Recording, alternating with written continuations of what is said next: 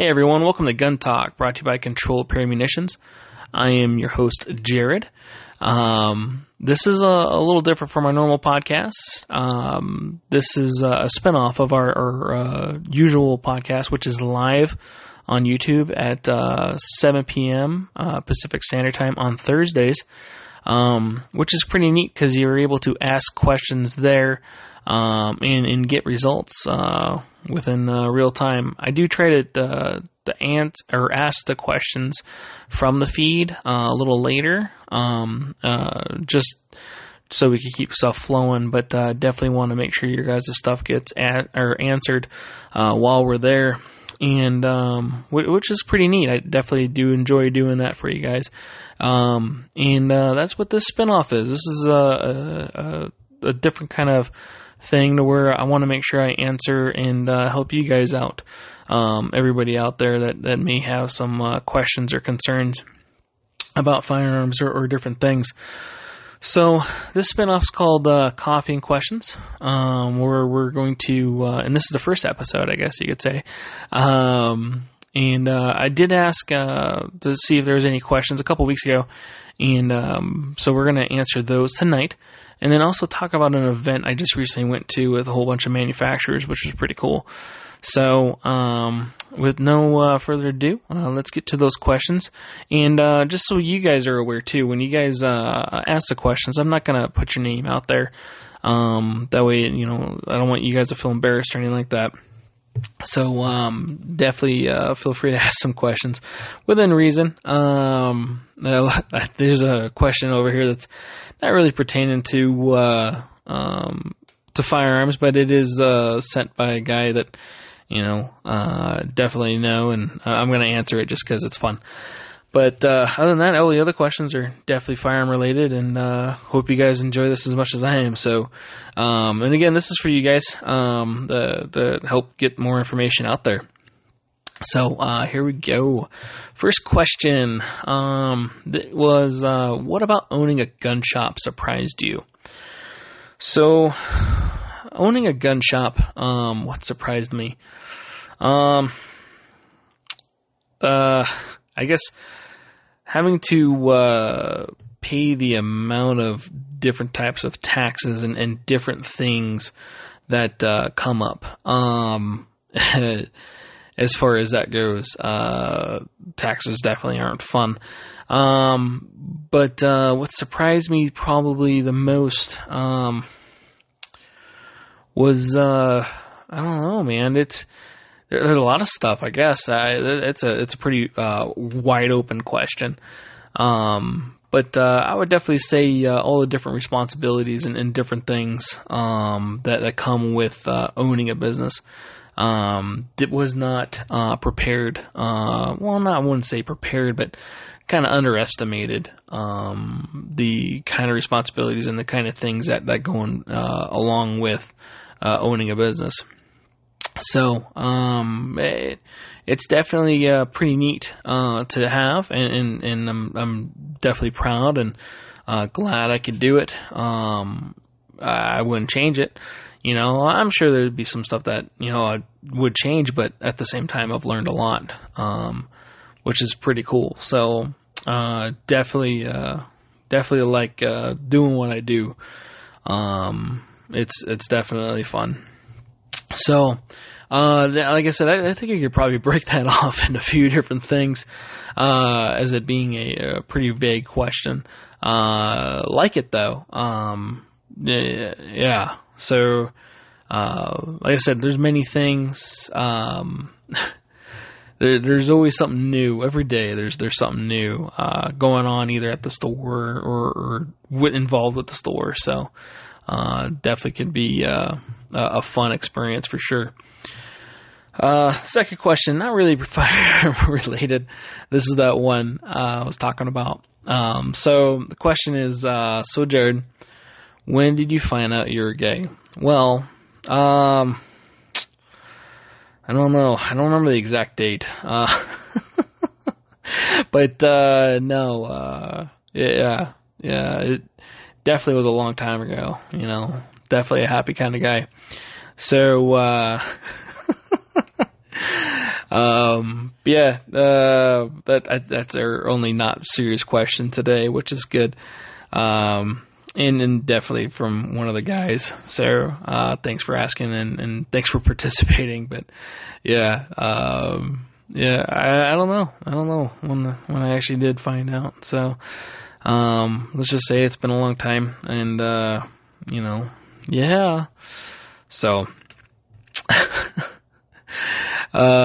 thanks again for asking. And, so you guys you guys know too, if you guys are listening to us, either on the Podbean app, which this is where I'm recording this. This is, again, new. I have not recorded on this app yet. That's our podcast host. So hopefully it comes out okay. Let me know for sure if you can on the comments of, Spotify. I want to say you can do it there, and I think iTunes. And I would like to say it notifies me when you do that. But yeah, this is something I want to definitely give a shot, and hopefully it comes out good. So, definitely let me know either that or message us, hey, that podcast was a little weird. It didn't sound that good or, whatever. I would like to have it to where it's like this or like that. Like, yeah, okay, cool. So, unfortunately we're only limited to what we can do, and, definitely trying to make this better for you guys, as much as possible, every week. So, with that, let's go on to the next one. So, this one is, what's the difference between an AR-15 and an AR-10? I would like to be a smartass and say only 5 numbers, but, that's a good question. So, an AR-15, typically is going to be a smaller caliber, firearm, where it could be, 5.56, 223, 7.62 by 39, 6.5 Grendel, 300 Blackout. It's going to be typically a smaller caliber, especially compared to AR-10. AR-15s are nice. You definitely do a lot more stuff with an AR-15 as opposed to an AR-10. Whereas, like an AR-15, you can almost put any of the parts that are made for AR-15 in it. So if you wanted to change the handguard, unless it's a proprietary upper receiver or something like that, the sky is the limit. It's definitely really cool as long as your state allows it. So I got to make sure I emphasize that. Some states suck. And I'm sorry for California, New Jersey, and wherever else that you can't have fun. Here in the state of Nevada, we're kind of purplish, I guess now. We're still able to do a lot of stuff, which is pretty cool. Definitely like upgrading and changing different stuff out. Got to make sure it matches my stuff. I guess that's probably why I had that one question. But AR-15s, you could it's a lot easier to acquire. I wouldn't say acquire, but to get stuff that will fit on an AR-15. Where so like an AR-10, which is going to be a larger caliber weapon, mostly like 30 cal-ish firearm, and those are pretty proprietary. So, AR-15, I could get, say, an Aero Precision lower receiver and an Anderson upper, or an Aero Precision upper receiver and a Spikes Tactical lower. Whatever, they fit together. It's nice. A DPMS upper and then a different kind of lower. New Frontier upper and an Aero lower or something like that. So, there's so many different things that you can do and mix and match, which is pretty cool as comparison to like an AR-10. So AR-10, if you get, say, a DPMS lower, that's a DPMS high or DPMS low, you gotta make sure you get the right upper for that. Aero Precision, and make sure you get the Aero Precision upper for that. You want to try to buy that in a set. If you could get a receiver set, which would be a upper receiver, either stripped or complete with a lower receiver. I would say probably AR-10 would be easier to buy probably than to build.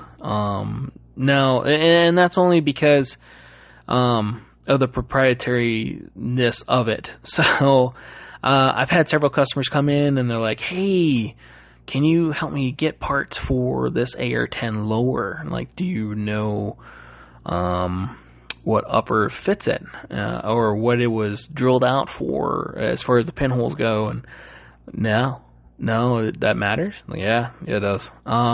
So that part sucks because I want to help. I want to do as much as I can for you guys, you know, and if I can't, then it sucks, man. So AR-10s could definitely be a little bit more difficult than AR-15s as far as parts and stuff go. So that's kind of my thoughts and stuff on that. I've seen it to where bolt carrier groups, only certain bolt carrier groups fit in certain AR-10s. So there's a lot of special stuff that go in there as opposed to like an AR-15. You know, and yeah, AR-10s are cool. You know, I definitely I have a couple battle rifles, but I really don't have an AR-10 yet. I probably would build one, but it'd be like a straight manufacturer build, or get one that was pre-built by a certain manufacturer. So hopefully that answers that question. And again, if you guys have questions like that, or like, hey, I want to go a little bit more depth in this particular thing, I will definitely try to help as much as possible with that, to where we can make sure you get that information. So next question, let's see here, which it looks like it is our last one. We didn't get a lot of questions, which I think a lot of people, again, were probably nervous about, which, I mean, I don't blame you. It was a little weird, as you know, it was just kind of spontaneous. We asked like twice, like, hey, can you want to give us some questions for this podcast? It'd be kind of cool if you did. And I don't think anybody really was super excited to be like, hey, I don't want to put my name out there. So definitely not going to use your names or anything like that. I did learn having to record with this app that I can't use my phone during it. It looked like it worked for like a moment. And then I went back to go check some stuff, and it just had this giant blankness. So yeah, I had to kind of just write all these questions out, which, I mean, there's only 4 of them, so I mean, that's not that bad. But it was, I'm not going to put your name there, you know, especially if it's like a weird name, or like hashtag _ ... whatever it is. No, we're good. So yeah. And then also too, we might be doing a little bit of something else, which I'll talk about here in a little bit, which could be a little different too, and maybe get you guys more involved with that. So, like I said, the last question, this one, is, what should I look for that may indicate parts of my gun are in need of replacement? So when you're cleaning your gun, when you're taking it down, you're doing your field trip, you're doing your basic maintenance, that's a good time to take a look at different parts of your gun. And this might be something too that I might do a YouTube video for, which is another thing I want to talk about later. But yeah, so you're going to take, if it's a handgun, for example, let's just say it's like a Glock. You're going to break it down, and you're going to make sure that it's all cleared and everything else first, cleared and empty. Take it apart, and you're going to look at parts that look worn, and you're going to look at parts that are moving on other parts. You're going to, so like if you had to have a dummy round, and you put a dummy round in there, and you want to make sure it extracts out, and check your extractor, because you know extractors fail. If the on a Glock, the guide rod, it's plastic. You'll definitely know when that breaks. But that takes a while too. So I think a lot of it depends on the gun itself, but you're definitely going to look for wear, and abnormal wear. You should know what your gun looks like when it was new. One of the things we do try to do as much as possible is show the purchaser of that firearm how to take it apart, where to clean it, what to look for. So when you do buy a gun from us, or even if you don't, you're just like, hey, I don't know how to take this thing apart.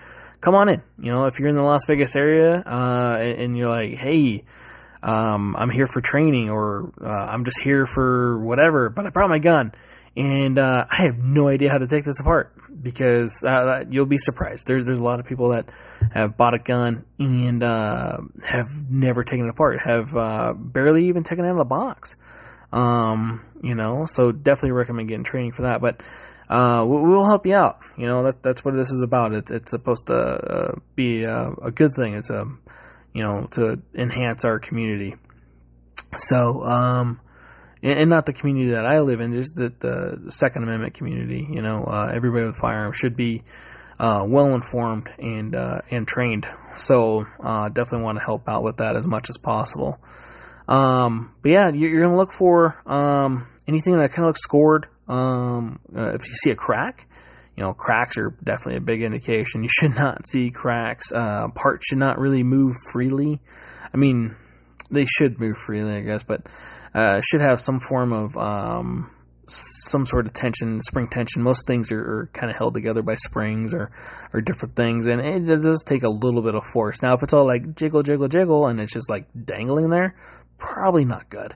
I have a burst of thunder right now at the shop with a trigger that's kind of going ding ding ding. So that's been a whole lot of fun, and may actually do a video on that too when I get that all fixed up. And as far as that goes, a lot of parts are pretty robust, man.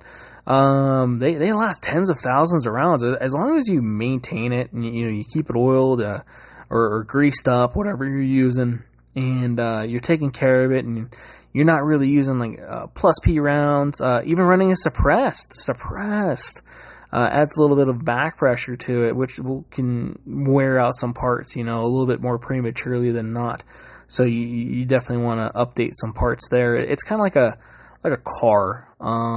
If I were to say put a big engine in or add this much horsepower to a car, which maybe a lot of people or a lot more people can kind of go along with as far as like an analogy goes. If I give it a whole bunch more power, every time I add something, I might have to change something else. So like I might have to stop maybe. So maybe upgrading my brakes or putting better brake systems on there. Or a suspension system, being able to corner around. Tires would be a good thing, So little stuff like that, it does, when you change one thing, it can affect another. So, for example, I got a threaded barrel for my 320, X carry. And I put one of the SIG custom slides on it, which didn't really fit the X carry barrel, so I had to buy another barrel for it. But I got a threaded barrel, and I was like, hey, instead of using the older guide rod, I'll get a new one. And the nice ones, or the ones from SIG, are pretty nice. They're steel guide rods, and they definitely work really well. But now I have a backup. So if not only if it fails, I have a backup, but I definitely get an upgraded one as well, and which I plan on doing. There's a couple things in my AR, running it suppressed. I had to upgrade some stuff in it, buffer spring and stuff.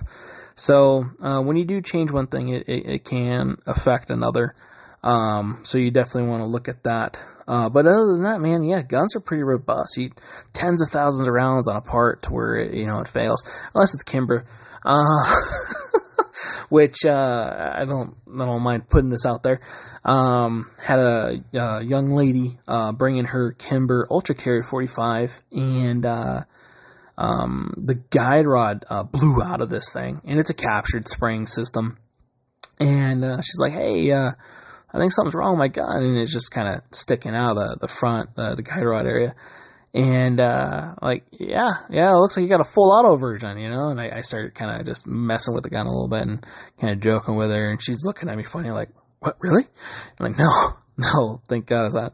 But yeah, guide rod blew out. So called Kimber for, and, it was a new gun, unfortunately it wasn't in warranty anymore. Their warranty is a little different than other manufacturers.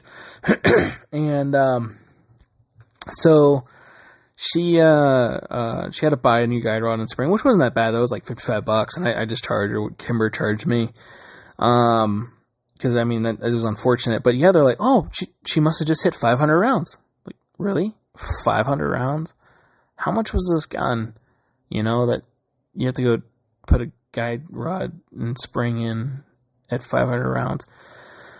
Anyway, so I wasn't super happy about that, and I'll definitely tell everybody about that story, and that's why I'm putting it out there too, is, you definitely want to make sure the gun you're getting is, something that's going to last, however long you want it to last, and, no matter how much, I guess, you took care of that one, I guess it's designed to break at 500 rounds, so yay, that sucks. So yeah, that was our last question for this one. But I did want to touch on this event that I got out to, but I definitely encourage you guys to ask questions. If you guys have questions, email, hit us up on Instagram, hit us up on Facebook. However you want to get that question out there. Like, hey, I'm in the store. Next time you're doing this podcast, this is my question, and because maybe you heard a question at a gun range or whatever it is, and you're like, yeah, I'm not the only one that's asking this, or, whatever. So, definitely get that to us, and we'll try our best to get that information to you, through here, I guess. So, the event I went to, I was invited, as a gun store, owner, as a purchaser and stuff like that, to go to this manufacturer event, which was really cool. Buddy of mine over at New Frontier Armory here locally, where they make a whole bunch of cool stuff over there. They invited me out for this event, and they had several different manufacturers, and I got to play with a whole bunch of cool stuff. Got to get a whole bunch of information, meet some new guys. Not some new guys, but meet the reps for it. Be able to get information about it. Like, in some of the stuff I haven't really played with or touched or handled, but I've wanted to. So it was really cool to have, and definitely look forward to more of those if they have those. Which it looks like they're going to. So definitely really cool to have. For us to be able to get product to you guys, and more knowledge too. Again, you don't know everything, and these guys get to deal with their stuff all the time, which is, beneficial, for us to get that information from them. So, one of the manufacturers, that was out there, let's see here, it was, We the People holsters. They were out there. They were doing a lot more media stuff. I didn't really see any holsters or anything, and I got there a little late. They pretty much left right after I got there, so I didn't really get to see or play with anything, but I definitely wanted to plug their name in here. They are a local holster company here in Las Vegas, Nevada. One second. I ran out of coffee at the beginning of this. I should have got a bigger cup. So I'm drinking agua. Whew, 24 minutes of talking. Got a little thirsty. So, next time, I'm going to have to get more coffee for this. The coffee, so you guys know too, I didn't even know I had this shit in the cupboard. I was gonna go brew some stuff, and it was some Nescafe. I should have brought it up here, but it was like instant coffee, kind of. Like you put a couple spoons in your cup with some warm water or hot water, or whatever, and you stir it up. It was actually pretty fucking good. So, like, yeah, I'm looking at getting some sort of tactical coffee. If you guys are like, hey, this is the coffee, you should try, or reach out to these guys or whatever, definitely looking for that kind of information. I love coffee, man.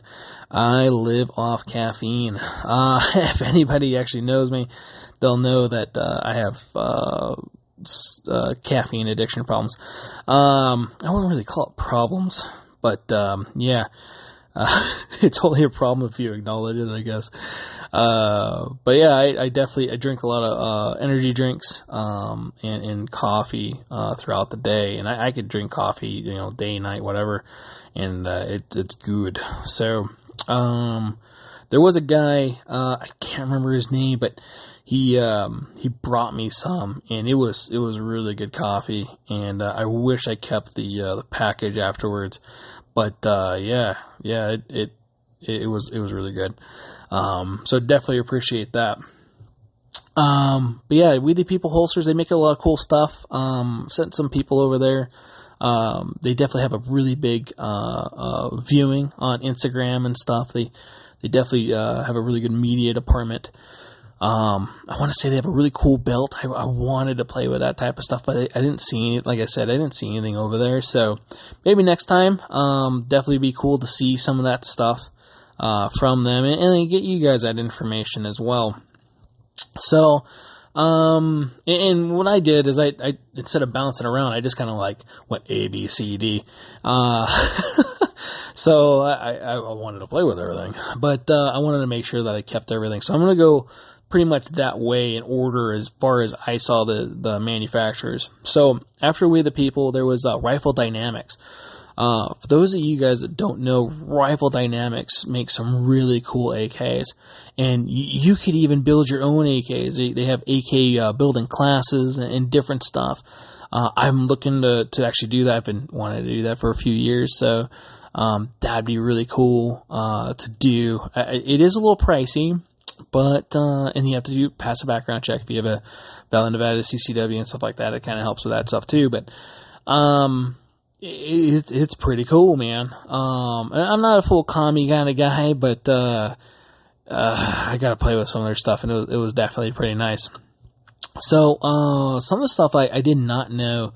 So I did not know that they sold other stuff other than AKs. When they sell parts. Hey, I have an AK and it has a broken blah, blah, blah, blah. Yeah, dude, we got that. Oh, cool. Which is definitely pretty neat. I like that a lot. That you can go get parts for that. And tools, hard to get tools, AK tools, like, AK front sight tools, which is a, proprietary tool that is a little different. And sometimes harder to get. They had this really cool thing I saw. It was a wire stock fabric pouch, and they had all of them in different colors, different designs, and different things.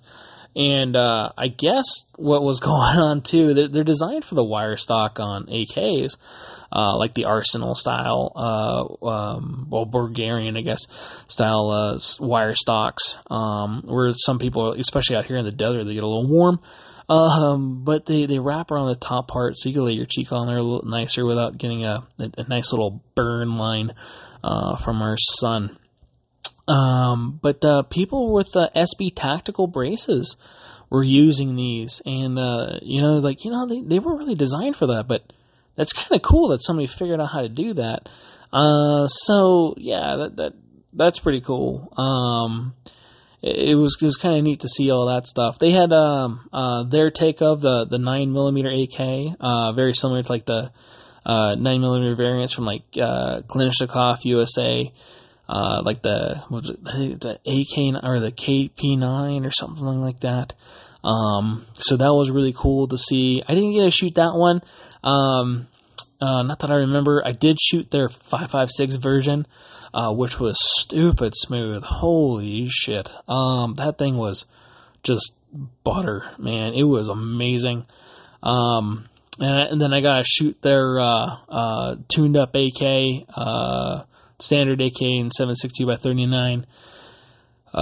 Man, that was pretty nice too. I think it had a can on it, from Dead Air, which was pretty cool. I think it was the Sandman, the Sandman S that was on that one. I want to say that, but I don't want to be wrong either. So that was actually pretty cool, and it was relatively smooth with that much back pressure and everything else on it. Oh man, the handguards they had on there too. So they make really cool handguards. For AKs, customized well, I guess not really customized, but, you are going to have to do some modifications for it. But it is definitely really cool, aluminum style handguards.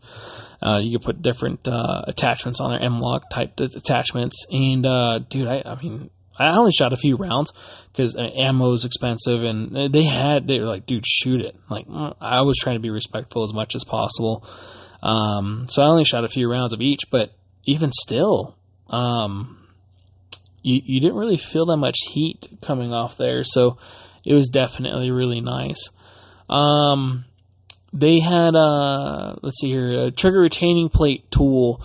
Well, trigger retainer plate, so like the pins, it was a little plate part that you could also use as a special tool to hold the hammer spring up. So if you're ever trying to get take a hammer out of an AK, and that spring, you kind of like tie it together, and if it pops off, whatever, and it kind of stings you a little bit, this tool helps with that. And it's a part for the gun too, which was kind of cool. They had laser engraved mags, which these mags, man, it was neat. I wish I took stuff out there to record stuff to actually make a YouTube, and I didn't think about it till like I got there.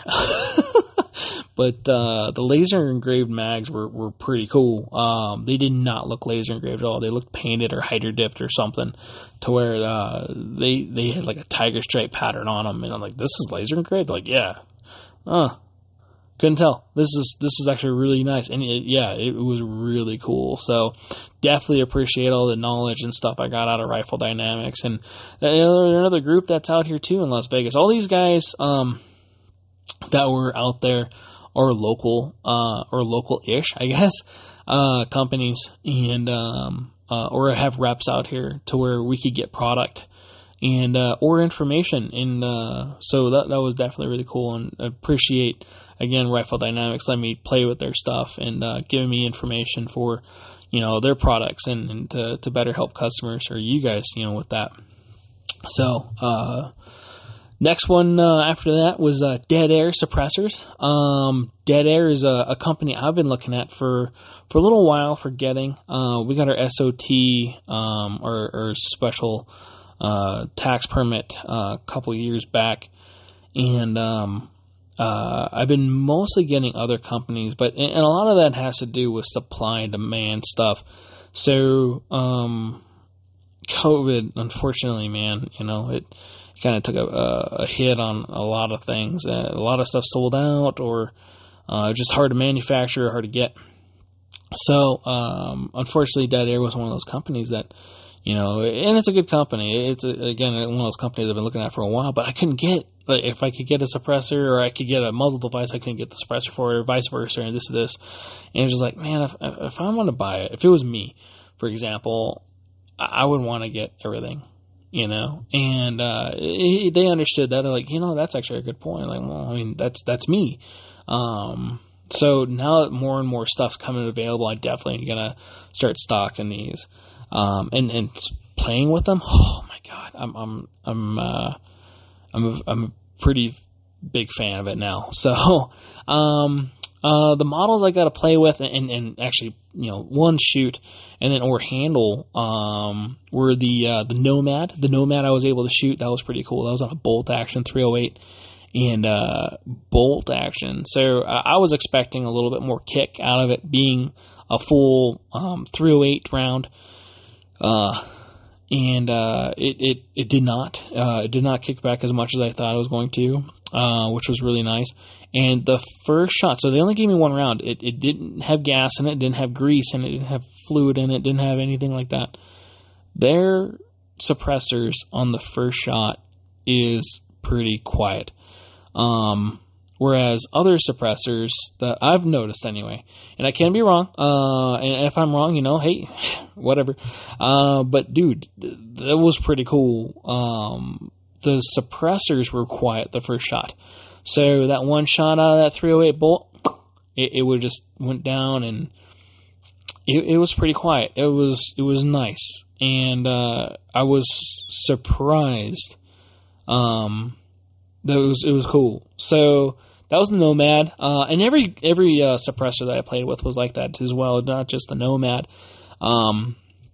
The other one I got to play with, I can't remember which gun it was on, but it was a Sandman L. I got to play with the Sandman S, which I learned S was standard. I always thought it was like short, because L would be long and S would be short, and I'm like, oh, that makes sense, because you could kind of look at them like, okay, this one's longer than that one. But yeah, that was the difference of that. Wolverine, which was on an AK, saw how that hooked up, and that was really neat. It has like, I think, 3 different locks, 3 different types of the locks that make it to where that suppressor's on there. And the QD parts of these guns, or the suppressors that go on, it's stupid easy. I mean, I was really like, it can't be that easy, and they're like, yeah, it is. Oh, that's pretty damn easy. So they had either like a QD style with a threaded type QD style, where even like the threaded type, you put the comp on there, and it makes it to where it doesn't back out either. So, which was kind of cool. The way that they designed it with the collet and everything else on the inside of that muzzle device. Definitely really cool. And then, oh man, so I did not know this about Dead Air either. They're all full auto rated, and it doesn't matter what barrel length it is.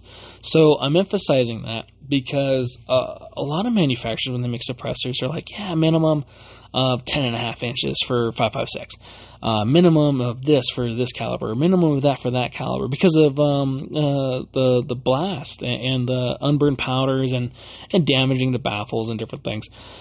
They're like, no, dude, whatever, So you fuck it up, man, send it back in. Lifetime warranty. Like, you're kidding, right? And like, no, dude, we just replace it. So like, if you shoot it. Okay, so like if you don't tighten it all the way or whatever, like we have blonde moments that I call them, and you accidentally put a round through the side of it. The serial number I noticed was over the blast cap part of it, which was cool. So typically that's not where you're going to have your striking. You're going to have it down the way in the baffles, or through the end of it area, or like towards the side end area. You don't have to worry about doing your tack stamp over again. They fix it, as much as they can, I guess. If you damage it too much, they're probably going to have to replace it, and you have to do the whole tack stamp thing over again. But that was definitely pretty neat for sure. They're not supposed to have a point of impact shift at all, so that was pretty cool. Some suppressors they do. Don't want to name names. And again, this is all from opinions of others too that I've heard, and I guess I've seen from different manufacturers, the point of impact shift. The suppressors I run, or at least the Surefires that I run, I don't really notice a difference. And those are all military rated, and DoD does have some contracts with Dead Air, which is pretty cool. Or at least that's what I heard anyway. So. I don't like, yes, this is a definitely contracted item. I do know that Surefire is definitely used, and I heard for a while that Dead Air was as well, in several different things. So definitely really cool. Looking forward to working with them more, and we're probably gonna have a demo day too. So if you guys are looking at doing something like that, that'd be definitely a lot of fun, and they'll be willing to come out and help us out with that. So really cool. Oh, the other thing, so like the 9mm can, which I think was the Sandman, don't quote me on that, is rated for 7.62 by 39. So let me say that again. A handgun suppressor will take 5.56, take 7.62 by 39. And you can even change the end cap and everything else. They have a little flash hider end caps and stuff.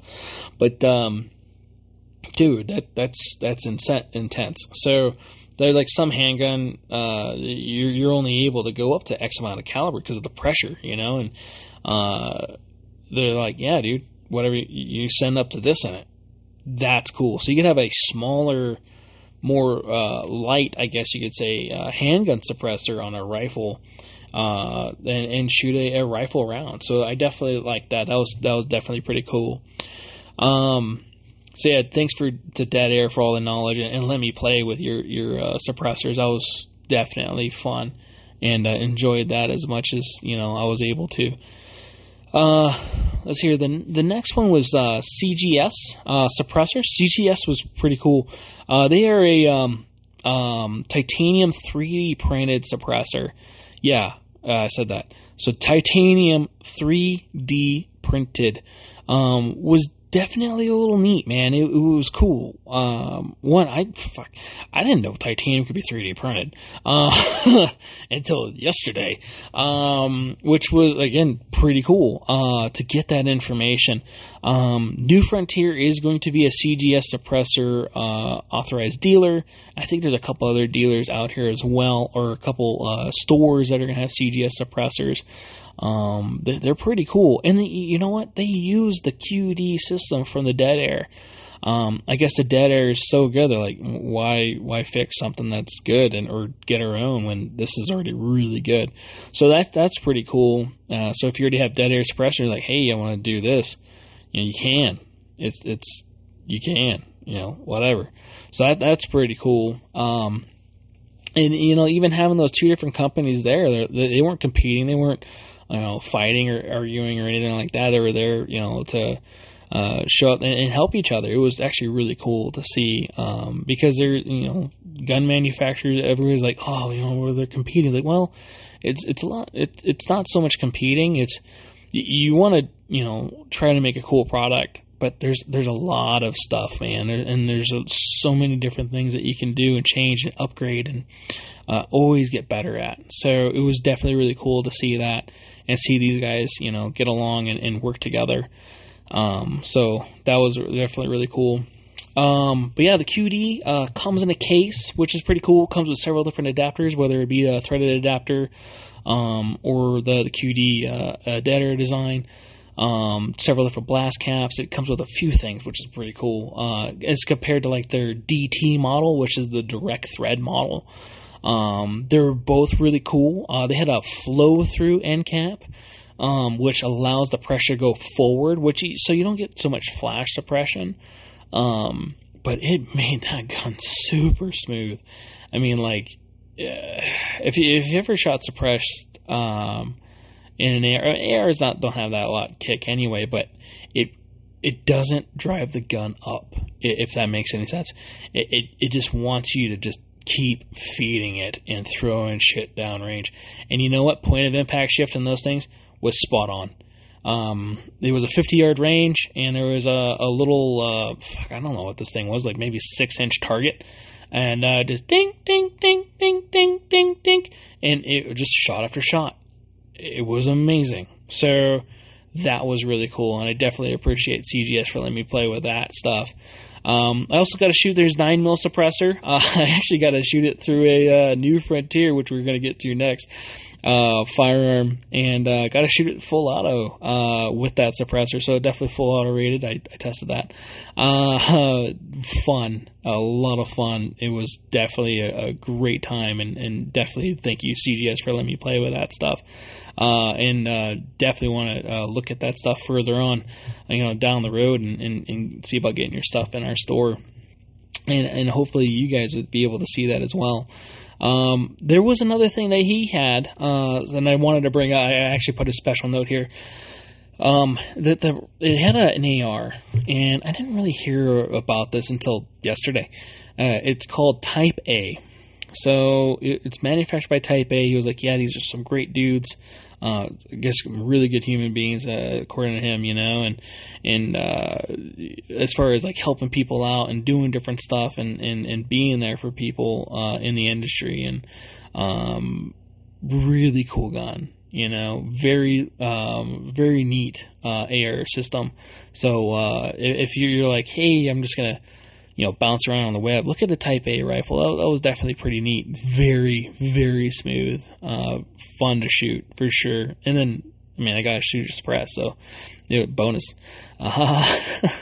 It wasn't even tuned for the suppressors. He's like, I just brought it for this, and where the other ones, he did have adjustable gas blocks, and he did have them tuned and stuff for them, which, if you have that ability and be able to do, because they are, most guys' ARs or DI or direct impingement, they're going to try to do more like the adjustable gas block or even the adjustable gas key type system. So, the flow through too. So the flow through, end cap. The other thing, other than just allowing it to like kind of like drive forward, you don't get a lot of gas pressure backwards. So when you're shooting suppressed, you may notice that you get or have heard of a term called gassing or gassed out. I know that a couple suppressors I shot, depending on the gun, you're like, you start crying a little bit, and choking on yourself because of the gas. You did not have that with this, which was pretty nice. So, definitely a really cool product and, very neat. So, the next one's going to be New Frontier Armory. They had a couple of their little toys out there. They had the C5 systems, which was the 9mm PCC platform or lower that takes the MP5 mags, which was pretty cool. Which they had it in full auto, which was fun, and it goes it went really fast. And then the C9, which is I guess their flagship model, and I want to say they're a few gens in now. But the C9 was cool. I was also full auto and took Glock mags. And then they also had an Akron Type B there, which before that, I've only been able to really handle the Akron Type B. Definitely a great firearm, to shoot. And New Frontier is a direct, distributor for them. And I guess they're on a big wait list on that and waiting for them to get over here. They're probably stuck in like Long Beach or something. You never know. So I got lost on an Amazon truck or train in LA. You never know, with all the fun stuff that's going on. So, definitely a cool firearm, really fun to shoot. The full auto AR9s were really nice. They did have some different buffer systems in there. I do not remember the names, but they did make that blowback system really, just pop. I mean, not pop, but just made it super smooth, compared to other blowback systems where it is a little abrupt on your shoulder. So, or abrupt towards you. If you've shot a PCC, they're not sometimes as smooth as like a 5.56 AR platform. So definitely appreciate, letting me play with those. It was fun. He had a cannon out there. I can't remember what manufacturer made it, but they are looking at selling those as well, or getting some from, I think, that company. The cannon was fun. That thing kicked like a mule, but it was definitely fun and worth shooting. So again, thank you, New Frontier, for letting me, inviting me and having me out there part of this event and letting me play with all the stuff. So definitely, thanks for that. Appreciate you. And then the last ones, all the way down the end. I don't know why they kicked them all the way over there. They probably just decided to go over there anyway. But there's Battle Arms Development, and they're local here as well. They're located out of Henderson, Nevada, and they aren't a retail store or anything like that. They are a manufacturer plant. Which I might be having those guys on here as a podcast guest as well, which would be definitely kind of fun. Got to see a lot of their parts. I haven't really actually played with any of their things, and that was the nice thing about this whole event.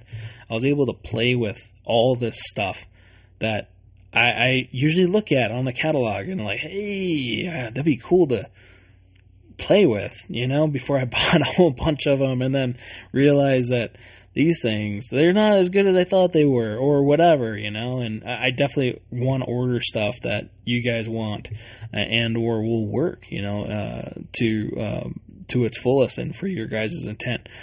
So, or, whatever, these are most of these tools, they are tools. And, they're meant for, certain things. And, this is just an adapter for your tool. the suppressors that I was just talking about. So, or even like the firearms that I was definitely playing with. Those are, they're fun and they're for recreational use, self-defense and stuff. But you also want to make sure that you're trained on them as well. So, if I were to get something, I definitely want to make sure I have the information on it so I can help you guys get that knowledge and or information to make sure that, or ensure that, you guys are, don't have any issues, I guess.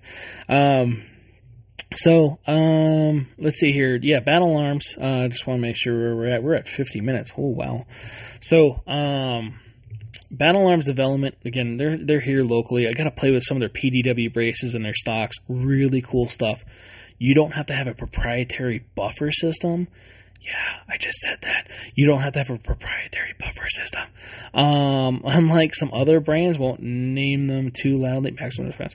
So they're also cheaper. Not cheaper, like built worse. They're pretty cool. I guess they just come out with this new one.